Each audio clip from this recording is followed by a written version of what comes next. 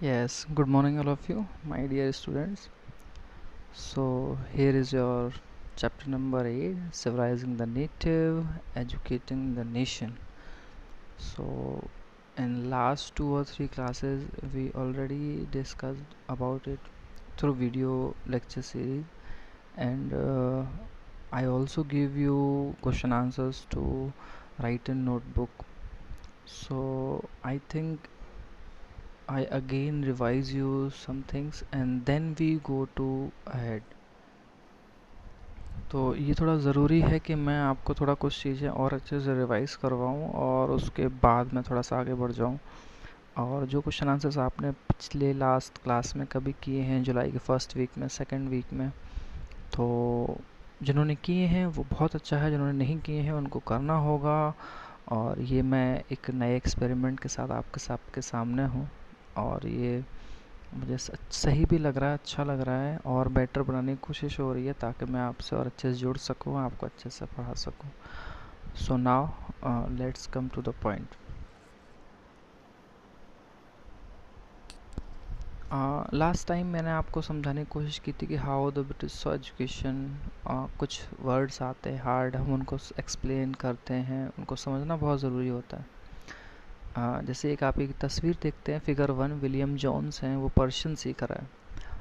आपको पता ही होगा विलियम जॉन्स एक जज की हैसियत से आया था, और उसने इंडिया में बहुत सारी चीज़ों को देखा। आप जानते ही हैं कि ब्रिटिशर्स यहाँ पे एजुकेशन को अपने तरीके से बढ़ाना चाहते थे, इंग्लिश की ही पढ़ाई को, इंग्लिश मीडियम को, अपने कल्चर को, अपने सिविलाइजेशंस को।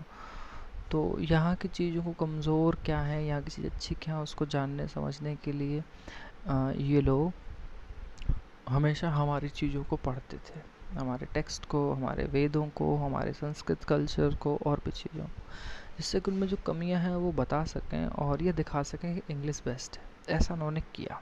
धीरे धीरे हम समझेंगे इस चैप्टर में। Okay, the word is linguist, someone who knows and studies several languages. ऐसा पर्सन जो कि कई सारी लैंग्वेज को पढ़े, भाषाविद कहते हैं उसे हिंदी में, मतलब कई सारी भाषाओं का ज्ञाता हो, लैंग्वेजेस का। तो अंग्रेज़ों का ये मानना था कि वो हमारे यहाँ के लोगों को, नेटिव्स को, जो हम लोग हैं हमारे यहाँ उस टाइम पे, वो सिविलाइज्ड बना रहे हैं, एजुकेट कर रहे हैं अपने अपने तरीके से। अब वो कैसे, ज़रा देखे ना। हम इसको यहाँ से स्टार्ट करेंगे, द ट्रेडिशन ऑफ ओरिएंटेशन से। ओके, कि वो क्या था ट्रेडिशन, किन चीज़ों को किस तरीके से उन्होंने लिया, उनको परखा। 73 में पर्सन नेम विलियम जोन्स, इनका नाम है, वो कलकत्ता आते हैं। He had an appointment as a senior जज at the supreme court.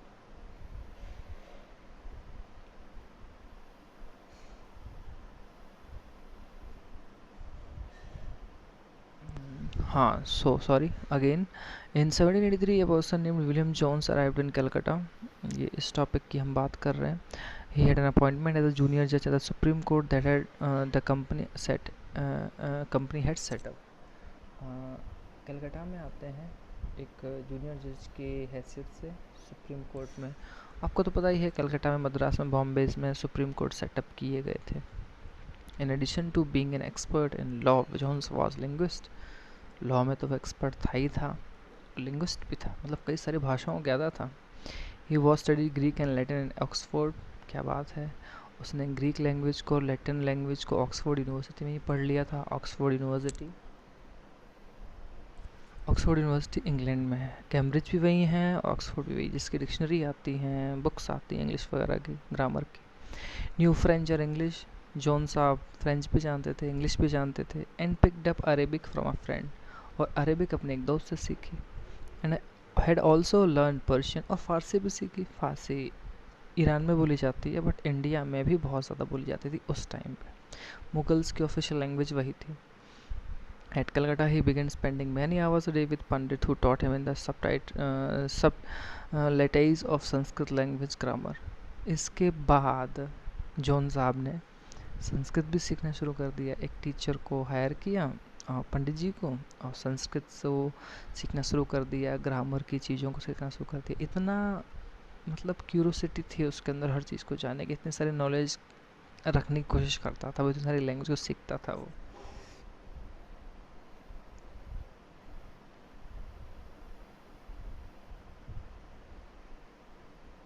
Okay, grammar भी, पोएट्री भी लिखा है ना, poetry. Sony was studying ancient text on law, philosophy, religion, politics, morality, arithmetic, medicine and other sciences. धीरे धीरे आप देखेंगे कि उसने पढ़ना शुरू किया। इंडियन टेक्स्ट जो थे, पुराने पुराने किताबें थी, महाकाव्य थे, किस किस चीज़ पे, लॉ पे, कानून कैसा है यहाँ का, यहाँ की फ़िलासफ़ी। फ़िलासफ़ी मतलब दर्शन। फ़िलासफ़ी का मतलब दर्शन शास्त्र होता है, कि मतलब जैसे भगवान शिव, सॉरी शंकराचार्य ने अपना एक अद्वैत का फ़िलासफ़ी दी, विवेकानंद ने अपनी फ़िलासफ़ी दी, गांधी ने अपनी फ़िलासफ़ी दी, भगत सिंह ने अपनी फ़िलासफ़ी दी। हर किसी का अपना एक दर्शन होता है, एक मान्यताएं होती हैं, वो यहाँ पढ़ते, यहाँ के रिलीजन के बारे में, यहाँ की पॉलिटिक्स के बारे में, यहाँ मोरलिटी के बारे में, जो नीति हैं, यहाँ पे जो एथिक्स के बारे में है, कि यहाँ के लोग कैसे हैं, किन नीतियों से होके जाते हैं, कि इनके अंदर किस तरह की भावनाएं हैं। वो सब अर्थमेटिक आप जानते ही हैं, मैथ का एक पार्ट है, medicine and other sciences.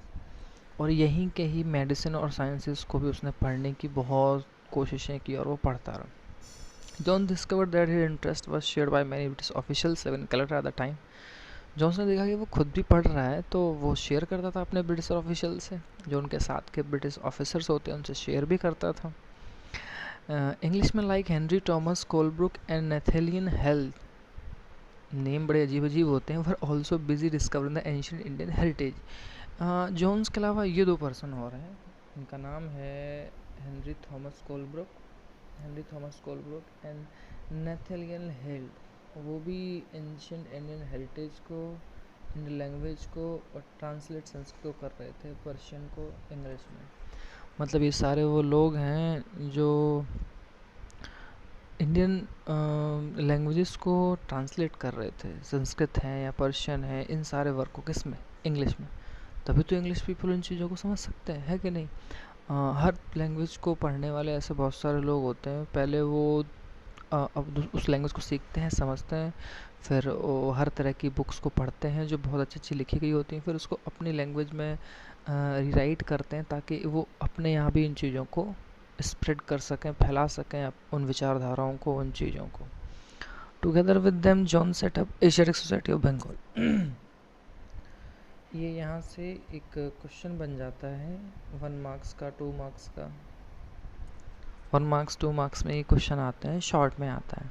John set up the Asiatic Society of Bengal. Who established the Asiatic Society of Bengal. तो आप विलियम जॉन्स का नाम लिखेंगे। एक जर्नल स्टार्ट किया, इसका नाम एशियाटिक रिसर्चेस था।